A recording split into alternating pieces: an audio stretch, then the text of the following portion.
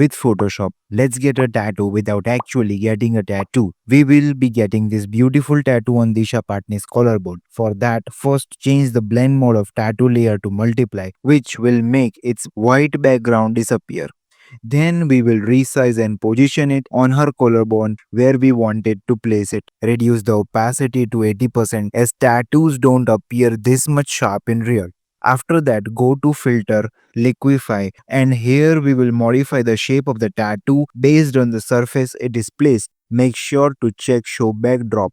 Select the layer of the model in use drop down. For me, it's Disha Patni. Change mode to behind and opacity around 20 to 25% to see her collarbone curves properly. Then with forward wrap tool selected, we will wrap the tattoo around her collarbone. And with bloat tool, we will bloat it subtly on the top of the collarbone to match that bumpy part. Press OK to apply. Now add a layer mask, select brush tool, hard round brush, opacity and flow to 100 and black foreground color. With that, paint on the unwanted part of tattoo to hide it. As tattoo doesn't have such sharp edges because of the pores on the skin, let's add subtle Gaussian blur of 0.5 pixels. Now, to make it more realistic, double click on the layer to open layer style and move the sliders of underlying layer for more precise blending. Press Alt Option key to break the sliders and create range. Now, this last step will blend tattoo perfectly with the skin. So, with the model layer active, while pressing Ctrl or Command key, click on the tattoo layer thumbnail to make a selection. Then, press Ctrl or Command plus J to duplicate, move that above the tattoo layer